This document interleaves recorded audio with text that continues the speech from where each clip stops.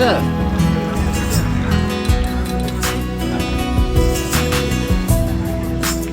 এই যে আমাদের রাজশাহী শহর পরিচ্ছন্ন নগরী বলি, কিন্তু আমরা যখন পদ্মার ধারে আসি দেখি একটা অপরিচ্ছন্নতার ছাপ ব্যাপক হারে। নদীটা আমাদের এই নদীতে যদি পানি থাকতো, নদীর যদি সঠিক ব্যবস্থাপনা থাকতো, তাহলে অবশ্যই আমার শহর আরও উন্নতি হতো। আমাদের রাজশাহী শুধু আমাদের রাজশাহীর বাসীর জন্য স্বাস্থ্যকর ব্যাপারটা বললে হবে না, আমাদের রাজশাহী বলে একটা হাব। যেমন হচ্ছে একটু আগে বড় ভাই বললো যে খুলনা থেকে লোক এখানে আসে, হ্যাঁ, মানে বিভাগীয় একটা শহর রাজশাহী।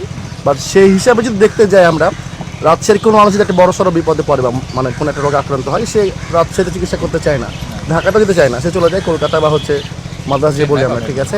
তো আমরা চাইলে পারে উন্নয়নের যে কথাটা বললেন, যে স্বাস্থ্যক্ষেত্রে যে উন্নয়ন করতে পারি, রাজশাহী ভিত্তিক ভালো কিছু করতে পারি আমরা, হ্যাঁ, বা আমাদের যিনি প্রতিনিধি আসবেন, মানে জনপ্রতিনিধি যিনি আসবেন, উনি যদি এই বিষয়টাকে হচ্ছে একটু বেশি গুরুত্ব দেয়, আর মনে হয় ভালো কিছু করা যাবে এখানে একটা। না ওটাই, আর রাজশাহীতে তো মেন বিষয়গুলোই আমাদের স্বাস্থ্য, শিক্ষা, এটা গুরুত্বপূর্ণ। আর আরেকটা বিষয় আছে যেটা সিল্কের সিল্ক, আমাদের জিআই প্রোডাক্ট একটা রেশম, যে রেশম, হ্যাঁ রেশম, এই রেশমটা যদি আমরা চালু করতে পারি, আমার মনে হয় যে আমাদের যে কর্মসংস্থানের সমস্যা আছে ওটা অনেক অংশেই সমাধান হয়ে যাবে।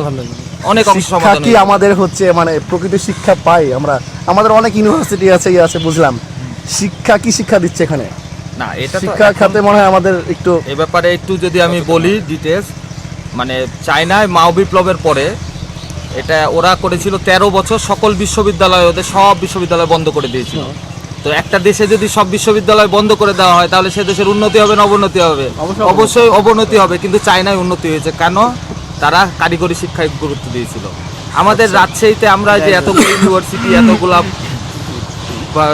কোচিং সেন্টার, হ্যান ত্যান, একটা ক্লাটার একটা অবস্থা, এগুলাকে শৃঙ্খলার মধ্যে নিয়ে এসে কারিগরি শিক্ষার প্রতি যদি গুরুত্ব দেওয়া যায়, তাহলে আমার মনে হয় যে রাজশাহীতে অনেক কর্মসংস্থান তৈরি হবে। বিশেষ করে আমাদের এই যে এত বড় একটা হাইটেক পার্ক, এত বড় একটা জায়গা নিয়ে আমরা একটা হাইটেক পার্ক বানিয়েছি, কিন্তু ওখানে কারো কর্মসংস্থান ঠিকভাবে হয়নি।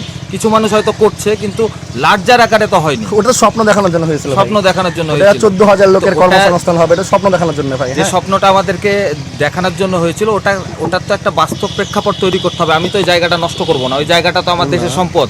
আমাদের যে বর্ডারের পাশে আমাদের হচ্ছে শহরটা, হ্যাঁ, এই যে বর্ডার দিয়ে যে হারে মাদক ঢুকে রাজশাহীতে, এই মাদক বন্ধ হয়ে কিন্তু কথা বলছে নাকি আমরা, এটা কিন্তু একটা হচ্ছে ভুল হচ্ছে আমাদের, হ্যাঁ।